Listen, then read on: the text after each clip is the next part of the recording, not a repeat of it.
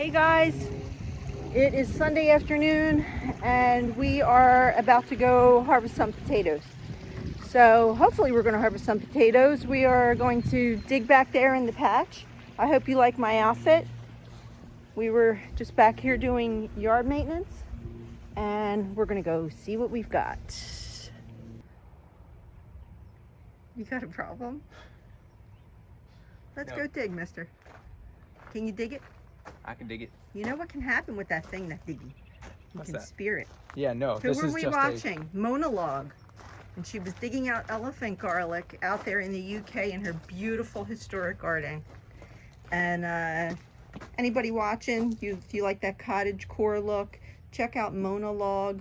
Her name is Ramona Jones. She's on YouTube and she's on Instagram. She has a beautiful page. But what do you call that look? Garden groovy. Where are you digging? Potatoes today. Yeah, right there. You could see. So tell us why you're going to that spot. Well, you see the dryness on these. This is dying back. So, Okay. I mean, a lot of it's dying back, but this is really, really dying back. So I want to go in here and see if I can find some potatoes. Now I'll just use my hands and try to dig out without trying to pierce. And we can actually see there's a small potato here. Okay. So we have some smalls. We're going to leave those in there? Yeah, well, we can if you want. Okay. New potatoes, basically. Yep, basically All right. new potatoes. And then, so now last time we were here, I'm going to switch around to yeah, the go other ahead. side. Yep. We pulled out those baking potato size taters. And you can see that there's a lot of small ones on here. Okay. So we're producing. So I guess. I mean, we have to. I mean, honestly, we can leave them in and see if they Let's grow. Cover them back up and. Yeah. All right. So we can grow. We can take a look and see if there's more. But Okay. Go in here. I'm just gonna separate all this here and see if we find anything. And yeah, they're just smalls. Okay, so well, we have a bunch of small guys in there. This is the area where we pulled out those giant potatoes. That's correct, So yeah. now I noticed when I was back here the other day that on this side we didn't harvest from. That's correct. Now, and there's also some of that dry foliage like you spotted before. So Yep. you think maybe there's some chance that they could be in this dirt mound here? Absolutely, yes. All right, well, So let's give this a try and see what we've got, if anything. Yep. It's like digging for gold. I mean, oh, I see something. Yeah, that's a sizable potato right there. All right. Okay. It's like finding treasure. Yeah. Yay. Oh, look at that beautiful potato. So, keep on digging. Because I know that I found some really low last time. So.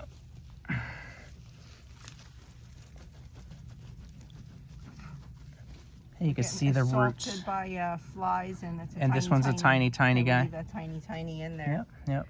So you don't think there's any more? Like you think There might be some deep, but we would have to pull them out. Now, I don't know it's going to produce anymore, but I do know that it's going to actually continue to grow, right? Okay. So we can leave them in there for a week and see.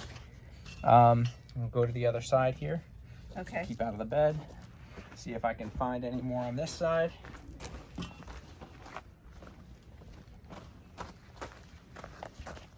Okay.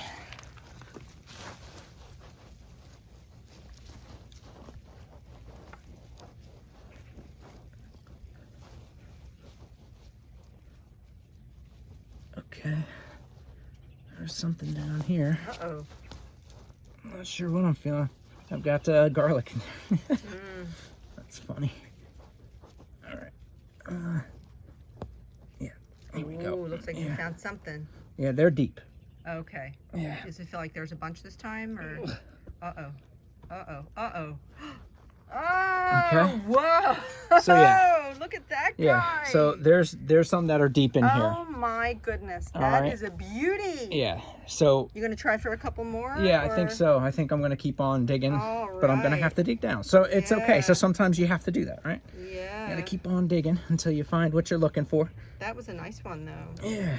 It really is like digging for treasure. I mean, you're coming back, it's like, you know, there was a time, and we all have to remember we're in a different place in the world now, but some things are coming full circle, and there are people who, you know, they don't have anything, and this having a potato that is coming out of the ground like magic, and you want to talk about digging for treasure, this, you know, is just amazing, because I am a potato girl at heart, and this for me is just absolutely amazing. So yeah, so. And what I think is really cool is that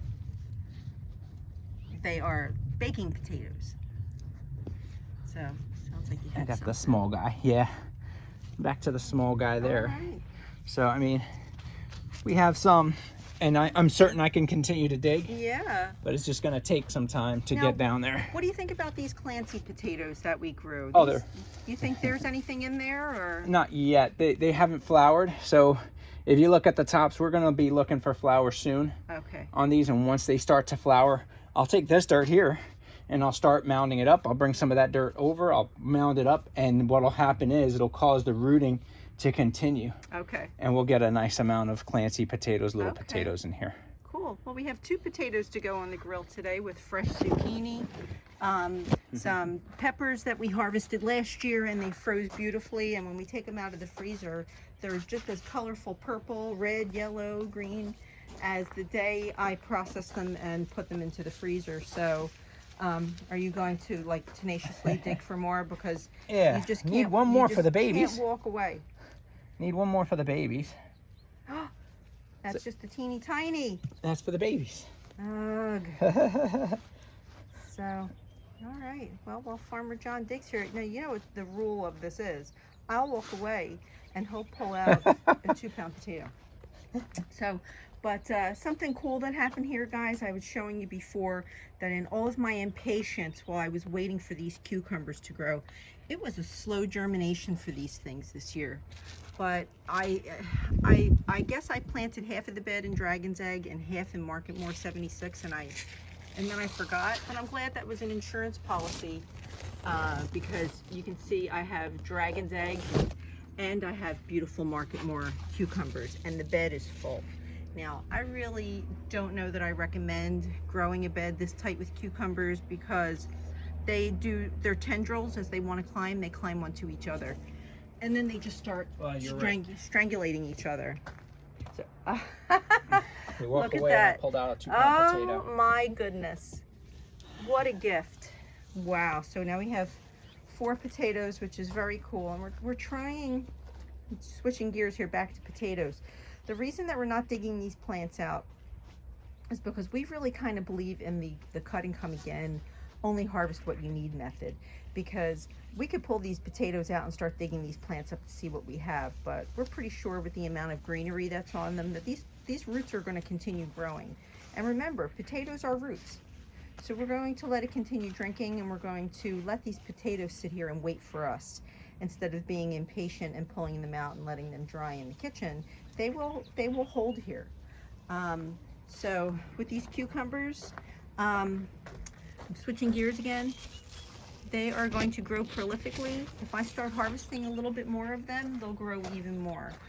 But right now I'm in a little bit of a waiting stage, because I literally have, I don't know, 30 cucumbers in the house. Plus I gave some away yesterday. But they are growing absolutely beautiful. And I have a few others around the property that took a little bit longer to take off, and they're a different cultivar, like the Burpless Beauty on the other side of the house, and the Munchers. They're just taking their time, but I'm happy because it was almost like a succession sowing, and they're not caught up yet. So as these beauties here, which these are the Market More, and again, these are more Dragon's Egg, as these grow, and you can see they're already getting tired, I'll have the other guys growing, and they'll hold on longer, and we will have hopefully a full season of cucumbers this year. Oh, I have a couple really beautiful Dragon's Eggs. And do I recommend the Dragon's Egg? Some might ask me. I think I do. It's different, and what I like about it is that it's like a personal sized cucumber. Some people are overwhelmed by cucumbers. I find them to be delicious, and I put tons of them in my salad. With all this plenty, I'm using like at least 12 cucumbers a week in the salads, but I find them to be delicious. So having something like that is like a personal sized cucumber, and you can just have it on the side of something or put it in your water, or you know, whatever you like adding it to, and it's just, you won't be overwhelmed. But so this isn't going to be a long Sunday video, guys. I do have food to go in and prepare, and I just wanted to show you that she's wild now. She's a wild garden, and I love it. And this is the crazy time, because you know, it gets harder to work when your garden is wild. But oh my God, she's beautiful, and the flowers are a must. And I'll tell you that we have more pollinators than ever, and we need them, because now we're at the stage where the tomatoes are rising up the trellises. They're as tall as me.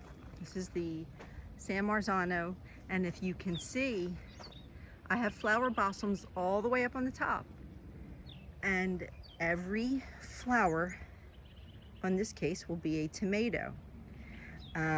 And you can see these are gigantic tomatoes. In here, show you these guys. These are the Amish paste. They're weighing about, those two guys are weighing almost a pound a piece. And there's a lot of energy going into them. So I'm keeping the leaves trimmed back, fighting blight at this point. I'm absolutely fighting it. But these beautiful flowers, future fruit, they need all the help they can get. So the pollinators are coming in droves this year, and I think it's because we are giving them all of these absolutely gorgeous flowers. I mean, you can't ask for more when it comes to this. And these are from last year's packet of marigolds. I bought one packet of marigolds, and we got literally millions of seeds, and we were able to replant the entire yard with marigolds. Plus they did go a little wild, a lot wild actually, and we were pulling them up out of the rocks. We had no idea, we never planted marigolds before, but it was so worth it, because now we have marigolds all over the place, and we really do believe that this is contributing to the health of the garden, because we don't really have many detrimental insects. There's a few, mainly the squash bugs, which are sticking back to the zucchini, but in here, knock on wood as I knock on my big thick skull, I don't see any leaf-footed nymphs, which are a major nemesis to the tomato garden. This is an Amish paste over here. But this tomato garden is so healthy. I have created obstacles for myself here. Oh my gosh. Look inside, guys. Look. It is a beautiful ripened tomato. There's no bugs, there's almost no blemishes, and the blemishes that we are getting are mostly from some leaves that are falling off, or some flower petals that are falling off, and they're sitting on top of the tomatoes, and then they just create a little bit of a blemish. But other than that, they are growing beautifully and healthy, and this is like the glory of the New Jersey garden here. So again, the reason I'm on this is because I'm talking about the benefits. Look at this. Will you look at this candy floss cosmos? It looks like a painting. I hope it comes through as I can see it, and hopefully you're watching this on your television. So many people don't know that you can watch YouTube on your television. I'm a little bit behind in technology. I'm an older girl, and it took me a long time to realize the things that we could watch. And now that we watch YouTube and we subscribe to other gardeners like James Prigioni, he's in New Jersey.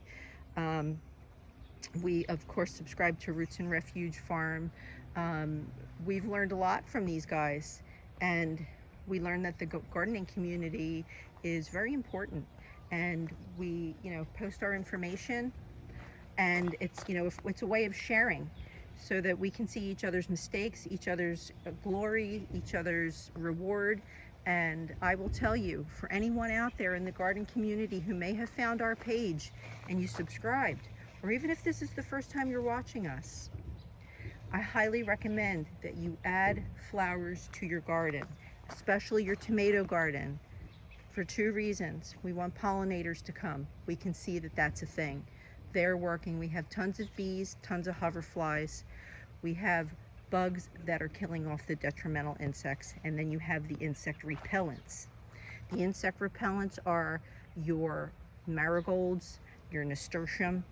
Nasturtium is also a trap crop. There's some things that are going to go to that before it'll go to anything else. And the buckwheat. The buckwheat is a major component for the health of our tomato garden. We are successful tomato growers.